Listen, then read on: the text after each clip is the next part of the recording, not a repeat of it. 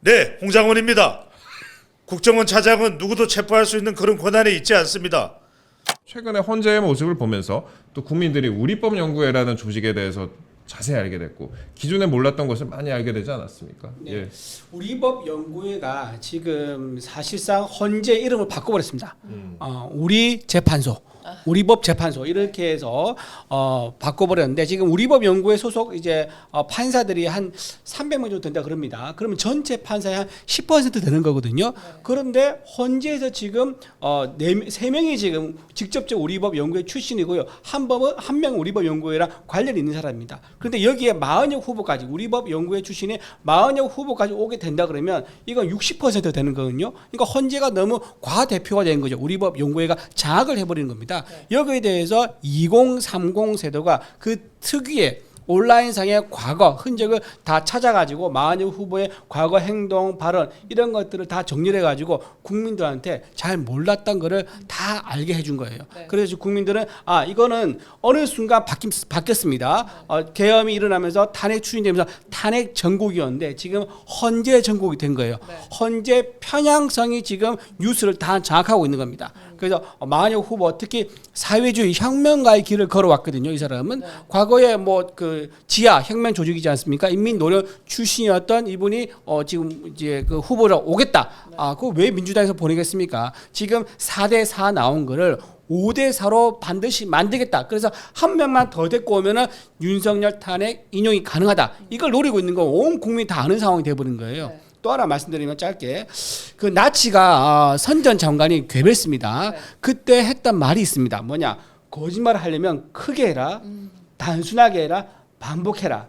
역시 대변인 되시더니 아니 흐름이 끊기잖아. 흐름이 끊기잖아. 그래서 지금 민주당에서는 계엄 이후에 지금 내란 정당이라는 프레임을 들고 나왔습니다. 이걸 굉장히 크게 민주당에서 모든 언론과 대변인을 통해서 크게 얘기를 하고 있었고요. 그다음 단순하게 뭐 복잡하게 설명 안 합니다. 단순하게 내란 정당 이걸 딱 냈습니다. 이걸 누구 냈냐? 누굴 그 브릿지로 해서 냈느냐? 바로 홍장원 1차장입니다. 네. 이분을 통해 가지고 내란 정당이나 프레임을 씌웠죠. 네. 그러고 나서 이거를 계속 반복하고 있습니다. 그러면서 지금 내란 특검 하자. 이게 뭐냐면 이게 바로 대미를 장식한 건데요. 내란 특검이 통과되지 않습니까? 그러면 이게 100일 동안요. 매일매일 브리핑을 할 수가 있어요. 그렇죠. 그렇죠. 매일매일 브리핑하면 이게 무슨 효과가 생기냐면 대선 만약에 조기 대선 열린다 칩시다. 그러면 조기 대선 언론 보도보다 이날 나오는 특검에 대한 언론으로 뉴스가 다 덮입니다. 피의사실이 사실상 그냥 생중계가 그 되는 생중계 되는 거예요. 거예요. 그런 말 한마디 한 표정 이런 것들이 이런 식으로 언론을 다 장악하기 위해서 프레임을 효과적으로 전달하기 위해서 하는 전략에 불과하다. 그래서 국민들이 특히 2030 세대들이 그래서 헌재 편향성 문제를 굉장히 분노하고 있다. 이 말씀 드립니다. 헌재 구성과 이 편향성 부분이 굉장히 중요한 부분인 게 이게 제가 8년 전에 박근혜 전 대통령 그 탄핵 심판 당시에 제가 취재를 했었습니다. 그때 법조기자로 취재를 했는데 당시에 법조기자들 사이에 원래는 이게 8대 0이 아니었다. 원래는 한 5대 3 정도였는데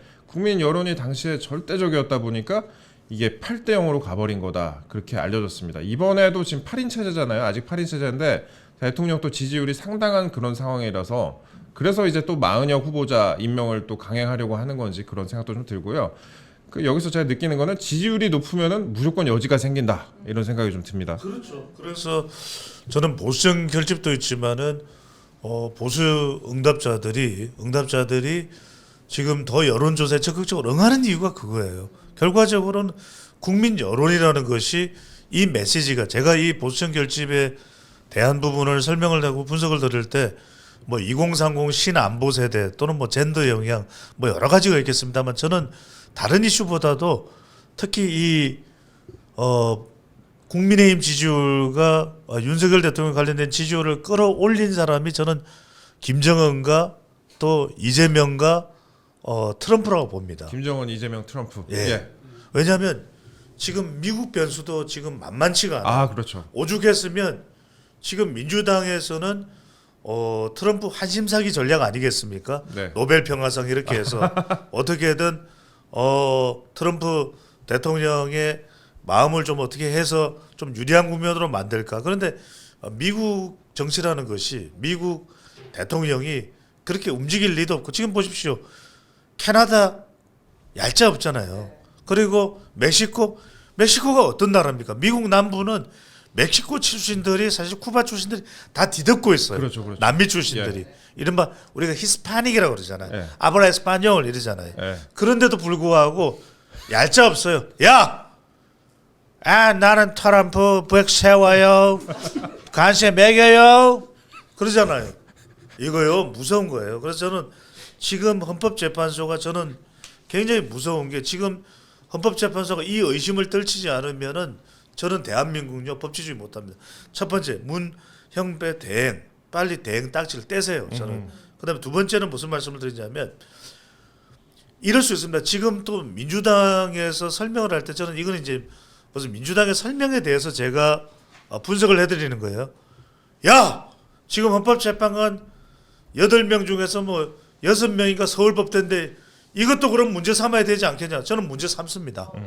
너무 우리가 지금 서울법대 일변도로 가는 것도 문제예요. 네. 하지만 서울법대가 그렇게 많은 이유는 뭡니까? 서울법대가 워낙 많으니까. 그렇죠. 예. 서울법대가 워낙 많아요 또. 그리고 공부를 또 잘해. 이건 인정하자고요. 법 쪽의 핵심의 한 절반 정도는 서울대 법대죠 사실. 그러니까 우리가 인정할 건요. 근데 우리 법 연구회가 뭐 공부 잘한 겁니까? 그건 아니잖아. 이거는 이념이잖아요. 그래서 경계를 삼는 겁니다. 법에 이념이 들어와 버린다. 이러면 법이 아니라 다른 생각이 들 수밖에 없는 거잖아요. 네. 그래서 왜 우리 법 연구회 국제인권법을 이야기하죠? 이건 정말 이거는 국민들에게 어떤 의심을 살 일이 있으면 이거는 해서는 안 된다. 이런 말씀을 제가 드리는 것이고 세 번째는 무슨 말씀 드리냐면 마흔여 후보자에 대해서도 제가 어떤 방송에서도 그렇게 이야기를 했어요. 최상목 권한대행이 뭐라고 이야기했냐. 안 된다가 아니라 여야 합의해라 그러잖아요. 그렇죠. 예. 그러면 깔끔한 방법은 이 방법이에요. 대한변협에 추천해달라. 정말 중도의 사람. 이 사람 추천해달라. 네. 그런 사람 임명하면 안 돼요? 아니 헌법재판관은 중도라고 이야기했잖아요. 민주당도 중도라고 이야기했잖아요. 그렇죠. 예. 그러면 이럴 게 아니라 대한변협에서 추천받는 사람 여야 간에 모여서 평가를 하고 그러면 안 되나요? 안 될 이유가 있나요? 누구나 공감할 수 있는 그런 사람을 임명하면 되는 거죠. 그러니까요. 그렇게 해서 임명을 하면 되는 것이고 또 하나 제가 뭐 왜 지금 헌법재판소 의심하냐면 속도예요. 그러니까 지금 계속 최상목 권한대행도 지금 우원식 국회의장이 권한쟁의 위헌심판 청구한 것에 대해서 지금 변론 기일을 왜 안 잡느냐고 물어본 거잖아요. 왜냐하면 지금 이거 왜 이 우원식 국회의장이 청구를 하느냐. 이거 국회에서 의견을 거쳐야지 이런 네. 청구를 하려면 우원식 국회의장이 안 거쳤잖아요. 이거 문제 삼는 거예요. 적법 절차를 문제 삼는 거예요. 그런데 가장 중요한 적법 절차에 대해서 평가를 내려야 돼, 해석을 해야 되는 헌법재판소가 이걸 그냥 패싱해 버렸잖아요. 그래서 제가 드린 말씀입니다. 의심을 사는 거예요. 왜 이렇게 서두르냐? 그것도 문형배 대행이 예.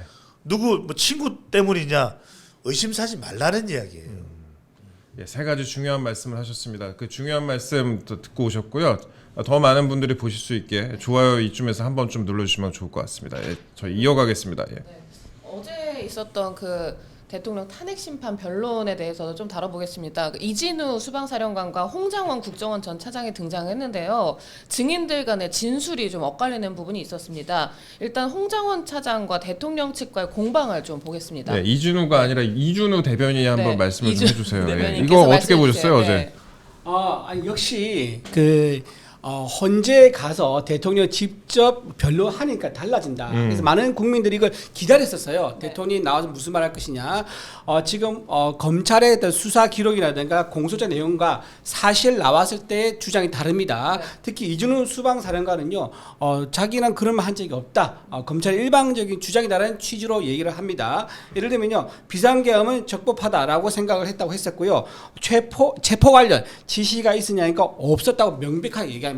이 체포 관련 부분이 굉장히 이슈가 되는데 홍장원 차장은요, 맨 처음에는 민주당 유튜브에서 이런 데 나가서 한 얘기가 체포 지시가 있었다고 얘기했는데 그 다음날 입장을 바꿉니다. 네. 체포란 단어를 쓰지 않았었고 여인영 사령관이 명단을 불러줬다 이렇게 하면서 체포란 단어를 빼고 명단을 불러줬다 이렇게 얘기를 합니다. 저 속보 좀 보시면요. 어제 이제 방송에서 있었던 속보 저희가 캡처를 좀 했는데 이진우 그 사령관 발언 같은 겁니다. 아까 이제 대변인이 말씀하셨던 그런 부분이에요. 예. 네, 그렇죠. 그리고 또 장갑차 사용도 금지했다. 민주당에서는 뭐 탱크로 출동을 했고 탱크가 되겠다 이런 얘기 했었지 않습니까? 그것도 다 허위라는 거죠. 그리고 총기 사용도 금지시키고 총기를 소지하지 말고 놔두고 내려라 이런 지시도 했었다고 합니다. 그러니까 처음부터 국회를 어떤 무력으로 장악하겠다, 진압하겠다 이런 뜻이 없었다는 게 이준우 사령관에 의해서 지금 밝혀지고 있는 거죠. 이런 식으로 공판에 나와서 헌재에 나와서 직접 변론하게 되니까 그동안 우리가 잘못 알고 있었던 것 또는 잘못 보도된 것들이 바로 잡혀지고 있다. 이런 것들 좀 언론에 적극적으로 보도돼야 할 거다 이런 겁니다. 네, 일단 그렇게 진술을 했다는 거고요. 그다음에 홍장원 전 차장, 국정원 전 1차장 이분 발언도 어저께 좀 논란이 많이 됐습니다. 이슈가 많이 됐는데 어제 일단 홍장원 전 차장이 그 여 전 사령관과 통화를 하면서 여인영 전 사령관과 통화를 하면서 받아 적었다고 주장했던 체포 명단 메모의 신빙성을 둘러쓰고 이제 신문이 좀 이어졌습니다. 그런데 당시 통화 내용을 보면은 구체적으로 대상자, 목적으로 규정하지 않았기 때문에 뭔가 잡아야 한다는 생각은 들었지만 누굴 잡아야 한다는 부분까지 전달받지는 못했다. 그리고 윤 대통령에게 누굴 잡으란 말이냐고 물어보지 못했다라고 얘기를 했고 그 다음에 그 대통령 측은요 홍 전 차장이 받아 적었다는 그 체포 명단이 정확하지 않다라는 데 좀 방점을 찍었습니다. 그랬더니 이제 홍 전 차장이 본인이 왼손잡이여가지고 글씨가 잘 흘렸었다 뭐 이런 식으로 얘기를 했는데 그 다음에 또 글씨 쓰는 걸 흉내를 할 때는 또 오른손으로 또 쓰더라고요. 그래서 그 부분은 둘러싸고도 약간 좀 논란이 있었습니다. 그리고 홍 전 차장이 제가 말씀드렸는데 그건 제가 처음에 이름을 받아 적은 게 아니라 옮겨 적은 거라고 했죠라고 얘기를 하면서 그럼 대통령 측이 그럼 이 명단은 정확하지 않은 거네요라고 물으면서 서로 이제 공방이 좀 오가기도 했습니다.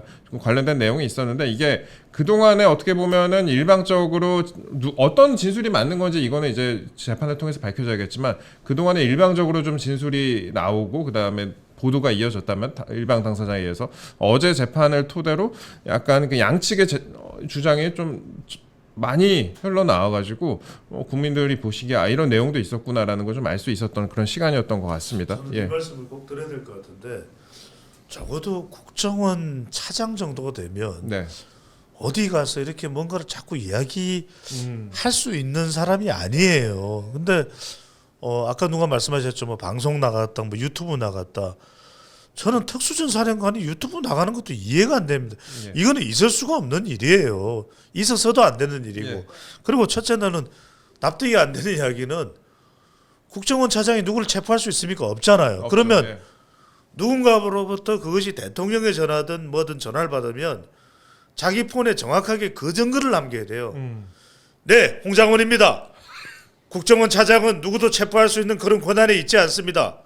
말씀 주신 내용은 제가 수행을 할 수가 없습니다. 이게 맞지 않나요? 그렇죠. 예. 그 다음에 누구의 위치를 전달해라 그 연락을 받았다 그러잖아요. 국정원 차장은 내비게이션으로 검토돼서 어디에 어떤 사람이 위치가 있는지를 알 수 있는 위치에 있지 않습니다. 이 이야기를 하는 게 맞지 않나요? 그리고 제 같으면은 저를 왜 안 시켜줘요? 근데 같으면 그렇게 이야기해요. 세 번째가 더 중요한 거는 사실 홍장원 전 차장이 나와서 해야 될 제일 중요한 이야기는 이 이야기예요. 왜? 민주당이 탄핵 사유로 이야기하면서 외환 유치 이야기하지 않습니까? 내란 그렇죠. 혐의로. 예. 내란뿐만 아니라 외환 유치 이야기하면서 러시아 우크라이나에 파병한 것을 이야기했잖아요. 네. 그게 사실은 정세 분석단이에요. 그렇죠. 정세 파병이 아니라 정세 파견이죠. 분석단으로 간 사람이 누굽니까? 홍장원이에요. 아하. 홍장원 차장이 그걸 규명해 줘야죠. 아하. 본인이 제가- 갔는데. 예. 제가 간 거는요. 아니 북한이 러시아에 파병했는데 그걸 우리가 정보 파악을 안 합니까? 이게 외환입니까? 말이 됩니까? 저는 제 직을 걸고요. 말이 안 됩니다. 이게 맞지 않나요? 대변인님이 당에다 전달 좀 하셔야 될 것 같아요. 그래서 대통령이 이렇게 얘기를 합니다. 그 홍장원 차장이 아까 말씀한 대로 해외 북한 담당이거든요. 근데 해외 북한 담당은 추적이 안 됩니다. 왜냐하면 2차장이 있습니다. 2차장이 국내하고 방처 방국 국가 단체 담당 관리가 2차장이에요. 예. 근데 1차장한테 할 수가 없는 거예요. 그 내비게이션이라든가 위치 이런 거 아예 할 수가 없는 거를 대통령이 모를 리가 있습니까? 근데 이런 진술했다는 것 자체가 굉장히 정치적 진술일 가능성이 높다 이래 보는 거죠. 그리고 어제 저는 이 부분도 좀 인상 깊게 봤습니다. 정형식 재판관 그동안에 말씀을 많이 하진 않으셨는데 정형식 재판관이 직접 신문을 했습니다. 그러면서 어떤 내용을 얘기를 했냐? 검거해달라고 여인형이 굳이 말할 필요가 없지 않냐? 왜 국정원이 체포하러 다니냐? 국정원에 체포할 인력이 있냐? 하고 국정원에 체포할 인력이 없다. 지금 아까 소장님도 말씀하셨잖아요. 그런 내용을 좀 지적을 했고 그 다음에 또 여인영 전 사령관이 체포 명단에 불러준 뒤 방첩사에 감금한다는 계획까지 얘기한 부분에 대해서도 정영식 재판관이 의문을 제기를 했습니다.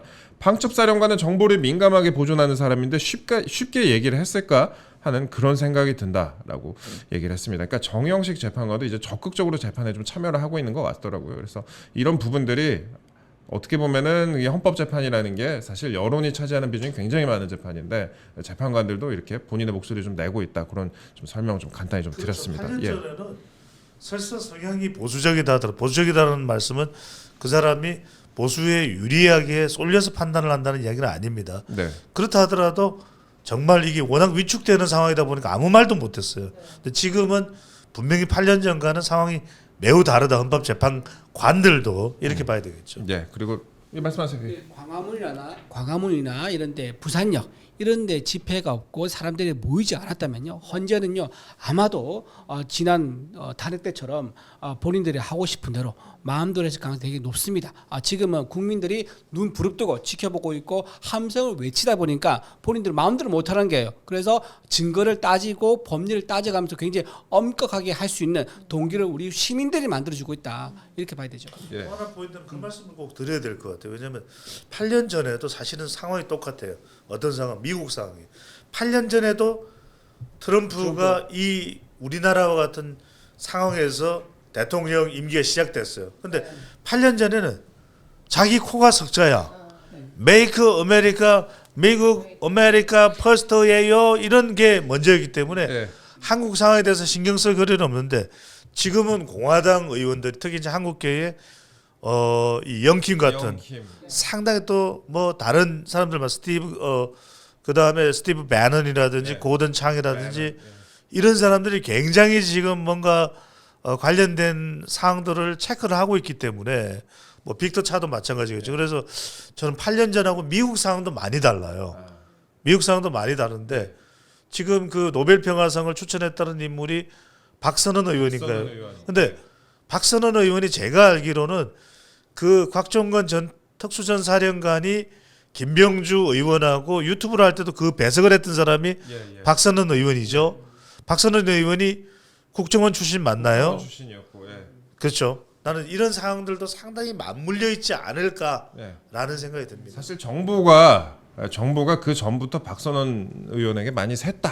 야당 의원에게 많이 샜다. 이런 그런 의혹도 있었습니다. 국정원 정보가. 예, 그런 보도도 좀 나오기도 했고요. 저희가 그러면은 다음 거 이어가기 전에 짧게 좀 말씀드리면 저희 동접 10,000명이 훌쩍 넘었습니다. 예, 동시 접속자 10,000명을 넘었는데 이 많은 분들이 이런 사건들에 대해서 관심을 가져주시고 계신다고. 매일 나와야 되는 거 아니에요? 10,000명 넘으면은 저희가 고정으로 우리 아니 좀 고정이시기도 해요. 사실. 그렇습니다. 고정해 주시옵소서. 이게 그 머리를 짧게 자르시니까 더 잘 나오는 것 같은데 저희 내일 다 머리 좀 짧게 잘라. 이준희 평론가 2만 넘어가면 삭발하고 자고. 좋습니다. 저희 전환기 선생님 나오셨을 때 2만도 넘었어요. 역시. 근데 이제 저는 그런 생각 듭니다. 이게 짧게 좀 요약을 해드리면 어제 이진우 전 사령관 발언 내용 짧게 좀 설명을 좀 더 드릴게요.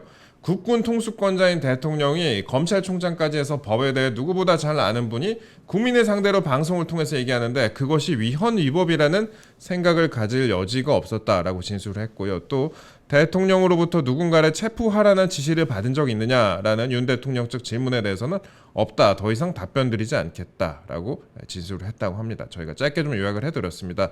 물론 이제 진술이 양측이 지금 맞서고 있어요. 그러니까 이진우 전 사령관이라든지 그다음에 홍장원 전 국정원 1차장 등의 진술이 지금 맞서고 있는데 지금 그래도 지금 헌재를 통해서 다양한 진술이 나오고 있으니까 시청자 여러분들께서 이런 부분들 다 살펴봐 주시면 감사하겠습니다. 저는 제일 중요한 게 언제로 예정돼 있는 저는 이상민 장관이 나올 때가 아, 상당히 예. 전 장관이 나올 때가 중요할 것 같아요. 왜냐하면 예. 이상민 장관은 정언하지 않겠다. 국정조사에서는 그 이야기를 했지만 네. 대통령과 마주하는 헌법재판소 변론에도 나올 가능성이 있죠. 그렇죠. 증인으로. 예. 저는 오히려 이상민 장관 전 장관이 나올 때가 정말 피크일 것 같아요. 아, 예. 왜냐하면 정확하게 대통령과 마주해서는 이상민 장관 전 장관이 발언할 가능성이 굉장히 높습니다. 그리고 네. 상당히 또 묵직하게 작동할 가능성이 높기 때문에 저는 다른 군 관계자들도 중요하겠습니다만 곽종건 전 특수전사령관이 대통령과 얼굴을 마주했을 때는 또 어떤 이야기를 할지도 상당히 궁금하기도 하고 아, 그렇죠. 그래서 지금 뭐 사실은 국회 나와서도 이야기가 좀 다르고 예. 유튜브에서도 다르고 또 대통령 얼굴을 마주했을 때는 또 어떻게 달라질지 예상이 잘 안 돼요. 예. 박종근 전 사령관은. 그래서 지금 저는 이상민 전 장관이 나왔을 때 상당히 좀 묵직하게 발언하지 않을까 그런 생각이 듭니다. 예. 어제 이진우 사령관이 했던 말 중에 좀 제가 한번 짚고 넘어가 싶은 게 있는데요. 그 김용현 전 장관입니다. 장관이 그 국회로 가라고만 했느냐라고 물어봐요. 네. 물어봤더니 즉시 출동하라고 했다라고 즉시 출동하라. 응, 예. 그렇게 예. 출동 이제 그렇게 했죠. 근데 구체적으로 국회 어디로 가서 어떤 일을 하라는 지시를 한 적이 있느냐 했더니 그런 지시를 받은 적이 없다고 합니다. 이게 무슨 말이냐면 만약에 윤석열 대통령이 비상계엄을 선포하면서 어떤 국회라든가 또는 정치에 대해서 제압이나 장악을 할 의도가 있었다면요. 이렇게 지시가 모호하게 또는 지시가 완성되지 않게 내려갈 수가 없습니다. 네네. 만약에 근데 군대는 출동시켜야 되죠. 왜냐하면 군대가 출동되지 않으면 비상계엄을 선포한 게 그냥 종이만 국회랑 주고받는 게 되는 거예요. 그리고 국회가 그 비상계엄 해제를 하고 네. 그러면 해제한 걸 선포를 하고 이러면 말과 종이만 왔다 갔다 하는 비상계엄이 되는 거거든요. 따라서 진짜 국회에서 경고하기 위해 비상계엄을 선포하라는 거라면 적어도 군대는 보내야 한다. 다만 군대가 무슨 일을 하는지는 임무를 부여하지 않은 거죠. 그게 헌재에서 지금 이게 증언이 나왔다 이렇게 볼 수 있기 때문에 이게 굉장히 중요한 의미가 있다 그런 진술이라고 봅니다. 저는 이 말씀을 꼭 드리고 싶은 게 저는 굉장히 좀 차분하고 냉철할 필요가 있어요. 감정에 들뜨면은 대부분 일을 그르칩니다. 그렇죠, 우리 예. 이동재까지 할 거예요. 이런 대표적인 사례가 지금 비다나 씨 사례예요. 아, 비다나 씨가 절대적으로 감정을 자극하는 거예요. 왜냐하면 비다나 씨가 딱 등장해서 눈을 희번덕거리는 순간 야 이건 뭐야 이건 망조야 막 이러면 사람들은 네. 그냥 사태 자체를 객관적으로 안 봐요. 그렇죠. 예. 근데 제가 말씀드릴게요. 자, 여러분들이 차근히 저를 한번 따라보세요. 노상원 전 정보사령관이 군산에 있는 비다나 씨를 만났다. 자, 만날 수 있어요. 근데 만났는데 군 관련된 자료가 공유되거나 군 관계자들의 얼굴을 보고 뭔가를 이걸 묻고 저런 신수를 묻고 이랬다면 저는 이건 좀 부적절해 보여요. 그렇지 네. 않습니까? 그렇죠. 예. 그런데 저를 잘 따라오세요. 이 부적절하다고 비단할 씨의 얼굴을 생각하는 거하고 그럼 이게 내란이에요. 이걸 내란으로 보는 거하고 노상원은 내란이 하는 거하고 다른 차원이에요. 그렇죠. 예. 그러니까 저는 이걸 구분해서 봐야 됩니다. 분명히. 근데 왜냐? 그런데 국회 같은 곳에 비단할 씨가 딱 등장하잖아요. 이게 뭐 그런 순간 사람들은 앞뒤 안 가리죠. 예. 국민들의 이 흥분 도파민을 자극시켜 가지고 그래서 봐라 이건 망조다. 이게 내란이나 내란 100배 그보다도 더 못한 거다. 뭐 이런 식으로 연결하는데 저는 부적절한 것과 내란으로 보느냐하고 노상원은 내란이냐 이건 다른 차원이에요. 그렇죠. 국정조사는 뭐 코미디 같지만 그러니까 이거는 굉장히 저는 냉정하게 봐야 된다. 예. 그러니까 사실 8년 전을 한번 보십시오. 8년 전에 보면 우리 국민들 머릿속에 지금 떠오르는 것은 정유라가 제일 많이 기억될 거예요. 그렇죠. 예. 왜? 그리고 말이에요. 말 세 마리. 예. 이게 핵심일까? 태블릿 PC가 핵심일까? 그 의상실의 동영상이 핵심일까? 핵심이 아닐 거예요, 분명히. 근데 저는 정말 냉정하게 봐야 된다는 말씀을 거듭 드립니다. 예. 저는 그 장면 보자마자 그 생각했습니다. 그 비다나 씨의 몸값만 높아지는 어떤 상황이었다. 그러니까요. 그거 말고는 아무것도 남는 게 없을 것이다 이런 생각을 조금 하긴 했습니다. 정말 이제 국정조사를 코미디 같이 만들어 버렸는데 네. 그렇잖아요. 그리고 노상원 전 사령관도 이분이 당시에 계엄 당시에도 현역 군인이 아니었어요. 현역 군인도 아닌 사람 민간인 신분이었는데 이 사람과 관련된 내용을 다루면서 비다나 씨라는 사람을 데려와서 약간 프레임을 만들어가는 그런 모습들이 너무 이렇게 익숙하잖아요. 우리가 이제 8년 무속이랑 엮는 느낌도 무속이랑 엮기도 하고 8년 전에도 보면은 많이 이런 식의 시도가 좀 있었거든요. 근데 국민들이 이런 모습을 보면서 또 비슷한 상황이 펼쳐질 것이다라고 또 이렇게 야당 측에서는 많이 봤을 것 같은데 생각보다는 그런데 효과가 좀 없었던 그런 걸로 좀 보입니다. 예.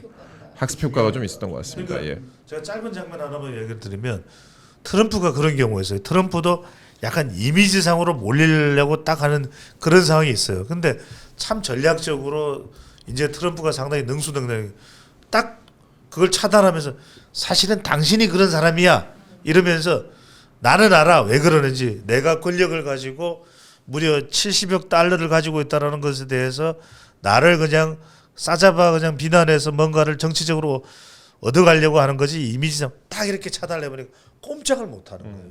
그러니까 저는 참 중요한 게 이럴 때 우리 이준우 대변인이 잘 오셨네. 저는 국민의힘이 이런 걸 대응을 잘 하셔야 돼요. 그러니까 뭔가 이미지상으로 완전히 뒤집어 씌워서 하는 그런 전략적인 부분들이 굉장히 많습니다. 우리 일상도 그렇고 기업도 그렇고 정치는 물론이거니와 이럴 때 이걸 어떻게 대응하느냐 굉장히 차분하게 뭐가 핵심인지를 사실 보십시오. 지금 이게 내란 혐의를 가리는 그 국정조사전 맞잖아요. 그죠? 그렇죠. 비상계엄 선포했다는 제목이 그래요. 근데 비다나 씨하고 무슨 연결이 되는 거죠? 비다나 씨가 내란인가요? 무속인은 국회 노상원이 내란인가요? 네. 국회로, 네. 그러니까 이거는 다른 차원이에요. 근데 이거를 얼마나 확대해서 이걸 해석하게끔 만드는 그런 상황이 연출된다라는 것을 얼마나 잘 구분할 수 있냐 그 부분이 중요한 겁니다. 프레임 저격수가 되셔가지고 예. 좋네요. 예. 프레임 저격수. 네. 뭐라도 좀 저격 하시는 걸로 다시 잘못된 예. 프레임을 바로잡는 네. 그런 저격수가 되도록 노력을 많이 저격수를 모셨으니까 이제 저격 하나만 하고 저희가 끝내보면 될 것 네. 같은데 예. 그 이재명 대표가 위헌 법률 심판 제청을 신청을 했습니다. 이것도 한번 짧게 다뤄볼까요? 예, 네. 위헌법률 심판 제청. 네, 시간 그 벌기. 선거법 관련해 가지고요. 예. 그 모든 선출직들, 그러니까 뭐 국회의원, 지방의원, 뭐 기초광역단체장들 전부 다 본인이 선거법 기소되지 않습니까? 그러면 재판 지연시키기 위한 전략으로 전부 다 위헌 신청을 다 합니다. 그리고 위헌 신청 많이 하고요. 이런 위헌 신청이 지금 많이 하다 보니까 쌓여 있어요. 네. 그러니까 사실 위헌 신청이 처음 들어온다 이러면은 이거를 검토한 시간이 필요합니다. 헌재에 넘기기도 합니다. 하지만 그럴 필요가 없을 정도로 워낙 많은 판단이 쌓여 있기 때문에 이런 위헌 신청은 위헌 법률 심판은 아마도 굉장히 며칠 버는 시간밖에 되지 않을 거다. 네. 하지만 이재명 대표 입장에서는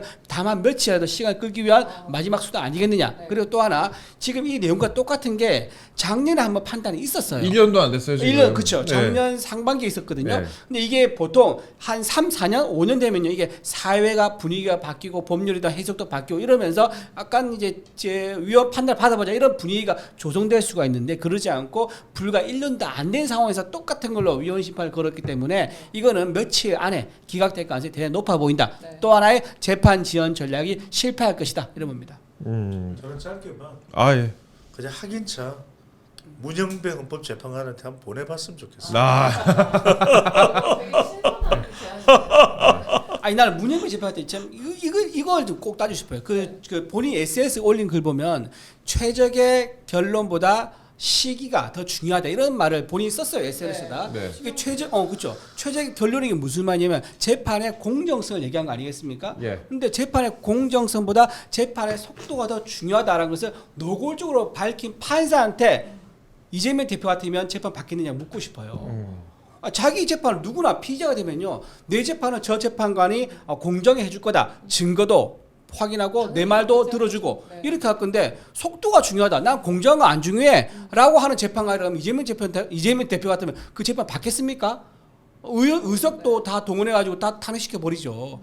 역지사지하면 아주 간단한 문제다. 근데 여기에 지금 의석수가 부족하기 때문에 지금 밀리고 있는 이 상황을 지키는 거는 오직 국민 여론. 네, 광장에 나와 있는 시민들밖에 없다. 이런 말씀드립니다. 문영배 재판관으로 시작했는데 끝낼 때도 문영배 재판관으로 끝나는 것 같습니다. 숨이 쌍관이 된 것 같은데 제가 문영배 재판관 저도 나름 취재를 하고 있는데 문영배 재판관에게 페이스북 친구 신청을 했는데 그 독후감 내용을 제가 언급했다가 88건 그걸 언급했다가 아직까지 친구 신청을 안 받고 계세요. 그래서 친구 신청 좀 받아주시면 저랑 페이스북으로 소통하시면 좋을 것 같습니다. 제가 삭제 중일 수도 있습니다. 예? 아 그러면 슬픈데 제 페이스북 글도 좀 보고 싶고 제가 연휴 동안 그 1,500건의 블로그 글을 다 봤거든요. 다 봤는데 저 페이스북 친구 좀 받아주시면 제가 앞으로 또 친하게 지내면 좋을 것 같습니다.